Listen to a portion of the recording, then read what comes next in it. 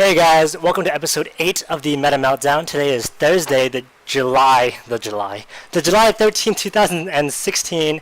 Meta Meltdown is a weekly 20-minute podcast about the current meta in Hearthstone. Each week we'll focus on a specific deck. Today we're doing Yogg Druid, and we're going to provide our insights on how to pilot the deck in order to succeed on the ladder. My name is Dominic Silverddragn Nguyen, and I have here, of course, my co-host, Natediggity. How's it going, buddy? It's going good, dude. Great start to the show there. Stuttering right away. No, right away. Yeah, it's all good, though. Get out of the way. Exactly. This week we're going to be talking about our personal Hearthstone news, general Hearthstone news. We're going to discuss the meta reports from Tempostorm and Vicious Syndicate Data Reaper. And we're going to talk about our deck. So without further ado, Nate, do you have any news for us? As far as Hearthstone goes this week, I didn't have a ton of time to play, so I just played the Yogg Druid. And then I just played the Brawl today, and let me tell you, it is the worst Brawl of all time. So basically, if you haven't played it yet, anytime you play a creature, it gives you any sort of random spell. So this is pretty much the epitome of what every person who doesn't play Hearthstone thinks Hearthstone actually is, just complete randomness. So what happened to me is my first game is, let me look at the picture here. The mage was at 3 health. I was at 27. I had him, he was at 3 health. I laid down Korkon to finish him off, and the spell that Korkon casted was freaking Tree of Life, so he healed him for 27, Oh, dude. and I ended up losing, so. That's the worst. Yeah, that's my sub story. How'd your week go? It went really well. I played just enough Hearthstone. I played Yogg Druid. And it's a super fun deck. I can't wait to talk about it. I'm so glad. Druid is one of my favorite classes. So, and this deck does really well on the ladder. So I'm really excited about that. I spent most of the week playing Pokemon Go because that just got released. But yeah. Also, I haven't played the Brawl yet, so I'm hoping I don't have as bad of a luck as you do. So, yeah. I don't think it's possible, so don't worry. All right. So we have a new thing we're gonna do this week. Called Ladder News. So, Nate, you want to take that away? Yes, sir. So, the first thing we're going to discuss is, for the month of June 2016, we got our top 100 players in, but we're only going to cover the top 10 for time's sake. Finishing number 1 was Frozen, number 2, Dang XU, number 3, Bad Luck, number 4, Trip, number 5, Lime, number 6, God Killer WX, number 7, Noblord, number 8, Chalky, well-known player. Number 9, APX Void, somewhat well-known player. And then number 10 is Mouse the Cat. Yeah. So congrats to the top 10 players. Some good points for BlizzCon. Yeah, I think Denzu is also really well-known for coaching and creating a lot of decks. Or at least coming up with the first iterations of them. And then a lot of people kind of tweak them, make them really big. So... yeah, really good player. Finishing top 2 is ridiculous. So it's not too bad. Yeah, it's only whatever. We also have the new Morgul. Did I do that right this time? Yeah. I'll give you a C+. All right, that's fine.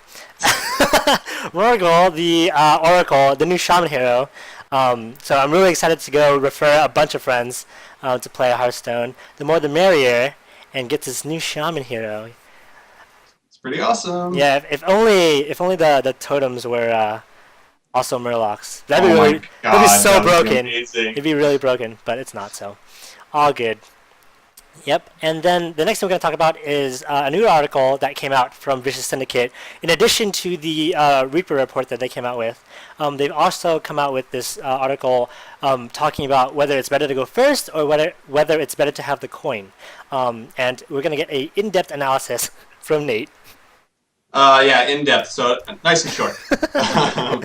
So basically, quote-unquote here, they said the calculated global advantage of going first is 3.3% better, meaning that going first on average beats the coin 51.65% of the time to 48.35% of the time. So some decks do better than others, as you would imagine, with going first. So we'll just discuss the top 5 decks that are best going first, and then the top 5 going second with the coin. And actually, I lied. We're going to discuss top 6. Okay. So, Mid-Range Hunter is by far the best deck at 7.26%. Makes sense. Going first. Then Zulak, I'll just give you rough percentages here. Zulak is second best at 6%. Aggro Paladin at 6%. Mid-Range Shaman at 6%. Aggro Shaman at 5%. And then Yogg Druid at 4%. And then the best decks, going second, we have the best deck is Pirate Warrior at 3%, Patron Warrior at 3%, Control Priest at 1%, Control Warrior at 1%, Yogg Druid at 0.5%, and then Ramp Druid at pretty much broke even at 0.8%. Cool. So interesting stuff. If you are a numbers guy and really like to get an in-depth analysis, I would definitely suggest you check out the article. You can find it in our notes page on YouTube or just Google it. Definitely. And you'll definitely see a huge disparity in the types of deck that want to go first and want to go second. You know, talking about decks that want to go first, there are a lot of aggro decks, you know, Zulak, Aggro Paladin, Mid-Range Shaman, and a lot of decks that want to use the coin are really control-y, you know, Control Priest, Control Warrior, Yogg Druid, Ramp Druid, so it makes complete sense, but still, I think going first is almost, you know, we just talked about it, really, really, really good, so, yeah, always try to go first, even though you can't, but I also want to... try harder. Yeah, try harder to go first. But I feel like Blizzard did a really good job of balancing it, even though we do have a 3.3% disparity. That's kind of close. That's really, really close, right? Like, in order to balance a game of this kind of magnitude. So, props to Blizzard for being able to balance as close as they did. Maybe you could do it a little bit better, but shrug. There's always going to be advantages and disadvantages, you know, especially in a game like Hearthstone because of how, you know, percentage plays matter in this game. So, yep. Next on the shopping block, not shopping block, but whatever, is the meta report from Tempostorm. You want to run through that real quick, Nate? Sure. So if the sound's the exact same as last week, that's because it is. I believe the next one is on the 17th. Great, so 4 days, yeah. Right. So just to review, in Tier 1, there are 4 decks. Number 1, Aggro Shaman. Number 2, Dragon Warrior. Number 3, Cthulhu Warrior. Number 4 is Zulak. And number 5, Temple Warrior. How do you feel about that list, Dom? I mean, it is pretty stale. It came out a while ago, 10 days ago. So right. So but I feel like I really like Yogg Druid, and I feel like it's a really strong deck, and I feel like the Data Reaper report better reflects that, and it better reflects everything because they have, you know, a lot more people pitching in. So let's talk about that instead. The Yogg Druid. Number 1 for the Data Reaper report. And then we have Dragon Warrior, Aggro Shaman, Mid-Range Hunter in Tier 1, and Zoo Warlock in Tier 2. So, and if that sounds similar, it's because it is. But do you know when the next Data Reaper report comes out, Nate? Tomorrow. Oh! So they're every Thursday. So when we've been slacking and been doing our show on Thursday, it's been perfect because we get to the brand new meta report, but since we're on Wednesday, we're a little slow, so maybe we'll think about moving to Thursday. Maybe we'll have a Thursday show instead. We'll talk about that. Yeah, definitely. Because that would be really interesting, right? Because we could have the immediate, you know, ladder presence from the Data Reaper report. So, yeah, no worries. And I see we have a deck review. So do you want to run through that, Nick? Nate. Nate. Tomato, huh?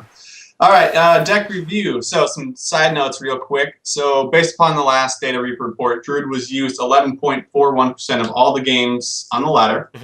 And then Yogg Druid specifically was 4.78% of the total games on the ladder.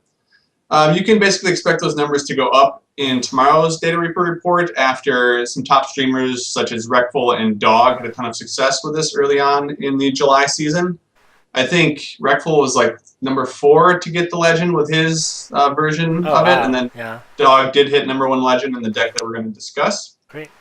So, and then as discussed, it does have the best winning percentage on the ladder in ranked games, so it's a very good deck right now. Yep, it's pretty easy to pilot too, I feel like. So, we'll talk about that. Let's go through the deck list real quick. The deck of the week, if you can see on the left, if you're watching on Twitch or YouTube. Has 2 Innovates, 2 Living Roots, 2 Riven Idols, 2 Wild Growths, 2 Wrath, 1 Doomsayer, 1 Mulch, 2 Swipes, 1 Fandral Staghelm, Ooh, said that correctly. 1 Mire Keeper, 2 Nourish, 2 Azure Drake, 2 Druid of the Claw, 1 Emperor Thorson, 2 Master Jousters, 2 Ancient of War, 1 Ragnaros Firelord, 1 Cenarius, and 1 Yogg Saron Hope's End. So, that's a deck list. How did you do with the deck, Nate? I actually did really well somehow. I didn't know I was even doing this good until I went and looked back at my stats. So I said I didn't get a ton of time. I only played 16 games, but I did go 15-1 on the ladder. Wow, that's really impressive. Yeah, not too shabby. So I shall continue playing this when I do get some time this week, and we'll see about hitting Legend. Sounds How about you? For me, I did slightly worse, I guess. I went, what is it? 10 wins, 2 losses. That's just from today. This is from... Terrible. I know, right? Like that extra loss. No, this is just from the last 2 hours. So, like, because I just started tracking on my desktop, so I've got some other games played, but I don't have the stats for those. But 10 wins, 2 losses today, 2 hours ago. So, like, this is very up to date. And I won every game except for 2 versus Priest, which is really weird. But because I usually, you know, when we played Priest a while ago, I lost to every Druid. So now I'm on the receiving end, even though we've switched classes. But we'll talk about why that is in just a minute. But yeah, this deck kicks butt. Oh my god, it's so good. I thought I would like. Oh, dude. Oh man, I love. Okay, yeah, we'll talk about the cards in a bit. But I'm in love with this deck. This deck is gorgeous. 33.31% in like. I'm gonna climb so hard with this deck. It's crazy. But yeah, so Nate, let's go through the quick overview of the deck. Sure. So it's pretty stupid easy. You have 2 basic steps. 1, you're looking to get cards such as Innervate, Wild Growth, Mire Keeper to ramp up your mana. Yep. Number 2, control the board, kill their stuff, and then kill your opponent. Yep. So if it sounds really easy, it's because it pretty much is. I mean, it's obviously a little bit harder than that, but that's your basic strategy in a nutshell. Yeah, I also feel like a lot of the times with Druid, and I received this advice from... Strifecrow. Usually with Druid, it's not always, of course, but usually most of the game plans for Druid is play the biggest minion you have and pass. That's it. That's it. You have huge minions, right? You ramp up to them, you play the minions, and you just let your opponent cry. It's a little bit different with this deck. We'll talk about how Vandroll has really changed the game. Yeah, we'll talk about that in just a minute. But first, let's talk about matchups. Nate, you want to talk us through those real quick? Yes, sir. So we have the good, the bad, and the ugly. So decks above 55% win rating. We have 1 at Patron Warrior. And then, hopefully I don't pass out trying to say all the bad ones here in one sentence. So the bad ones, which is 35 to 45% range, we have Cthulhu Druid, Ramp Druid, Yogg Hunter, Tempo Mage, Freeze Mage, Aggro Paladin, Control Paladin, Reno Lock, and Dragon Warrior. And then at the ugly, we have Control Priest. Yeah, so the 2 decks that I lost against. Yeah, so don't feel too bad. Right, so do you want to talk about why all these decks are bad and ugly? Well, I don't know if we have that much time to go into all of them, but sure. No worries. Generally, with the success of this deck, people have teched against it, kind of like we discussed with Dragon Warrior last week.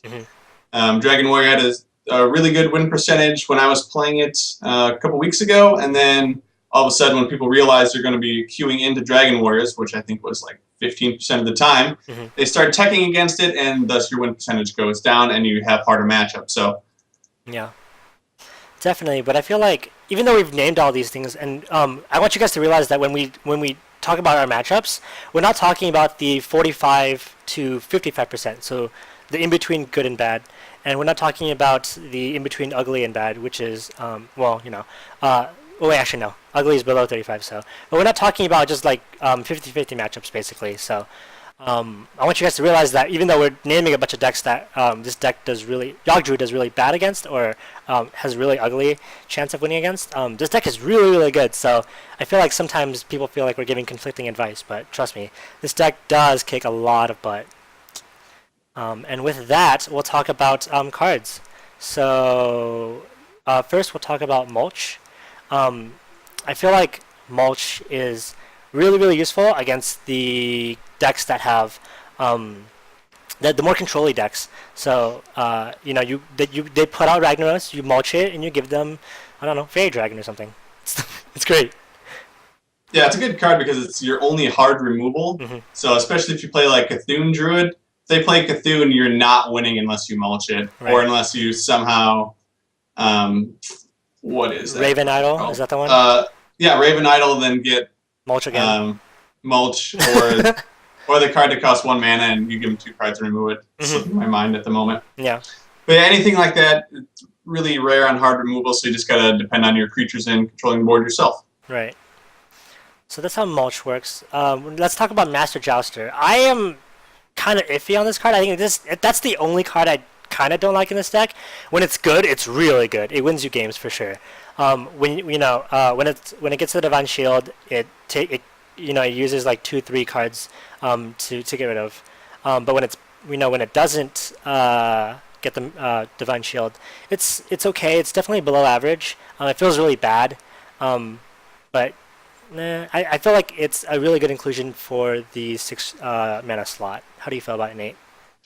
I think it's pretty good. I was watching Dog stream on this, and he just kind of fell onto it randomly. One of his viewers suggested that he play it, and so he slapped 2 of them in there, and then boom, rank 1. It's really good, yeah. But no, you have a lot of big creatures over Definitely. 5 mana. Druid of the Claw, Ancient of War, Cenarius, Emperor, another Master Jouster, Ragnaros, Yogg Saron. So you have a really good chance of winning it. So definitely. And then let's talk about Yogg Saron, Hope's End. For me, in the 12 games that I played in the last 2 hours, I only got to play him twice. And both times he won me the game. So really good. The first time, it was crazy. He had like 7 minions on the board. I only had 1. And I played Yogg, and it did he had like 6 health, so it did Shadow Strike into Mind Blast, and just like kicked his ass. wow. It was really lucky, right? So really, really glad I'm playing Yogg. Yogg is like, it's definitely a Hail Mary, but it's like really, really fun to play. Even if you lose, even if it doesn't do that much for you, usually it clears the board too.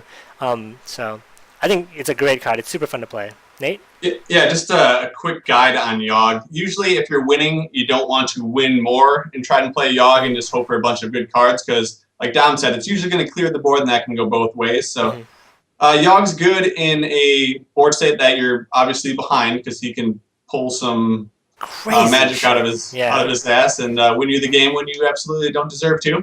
Yep. And then he also gives you secrets, which you can't give to your opponent, and he can also help you draw cards, which generally can't do for your opponent either. So, so again, just to sum up, either when you're behind or like a neutral board state is best to play Yogg. Yeah, it's really, really good when your opponent floods the board, and you're like, all right, let's play Yogg. And usually, I find it's because there's a lot of board clears in this game. So it usually picks up some board clears, especially with this deck. There's so many spells. I've ramped Yogg up to like 22, 23, 20, spells, and it's like crazy. Lots of interaction with Yogg. So I think it's a really fun card. I wish I got to play it more. But usually, actually, I find that you don't even need Yogg to win. Most of the time, you're winning without him. And so really good card. Definitely one of the best comeback mechanics in this deck. So, yep. And you want to talk about some honorable mention cards? Sure. So some other ones that I've tried out this week. We have Violet Teacher. It really helps with all the token spells you have, like Innervate, Living Roots, Raven Idol. Wisp of the Old Gods. So 7 mana and gives you either 7 Wisp or buffs all your creatures with +2/+2. Power of the Wild. So give all your creatures +1/+1 or get a 3/2 minion on the board and it's a spell. Feral Rage. +4 attack or +8 armor. It's super good with Vandrel because you can get both. Yeah, it's so good. And if you're going more the token style, like Wisp of the Old Gods, Savage Roar is just stupid amazing, and you can really finish off your opponent. Definitely. And then along the same line, Soul of the Forest. You can give all your minions Death Rattle. They come back as a 2/2 Treant. So those are some good ones to try. Dog's deck is a little bit more rampish. If you can't tell with the more high-end cards. Yeah, Mind Keepers, Wild Growths, stuff like that. Definitely a lot of ramp. And one card that I really think we should talk about is Fandral Slaghelm. He's amazing. It's so good. You feel like an absolute god when you play him and he sticks on the board. I think it's definitely a card that, thanks to all the ramp, thanks to your innervates, you can get some crazy stuff off. Like there's so many cards that work with Fandral as well, and they're just definitely overpowered as soon as you play Fandral. So he's like fantastic. And real quick, I also want to talk with one thing that I discovered with Fandral that I saw some people were having trouble with in understanding was that when you play Fandral and you play Wrath, it does. So Wrath has deal 3 damage or deal 1 damage, draw a card. When you play Fandral and you have, say, Azure Drake on the field, the Fandral actually combines both of them and makes it 1 spell. It's not 2 spells. So you don't get, you don't do 6 damage. You do 5, right? Yeah. Or 3 plus 1.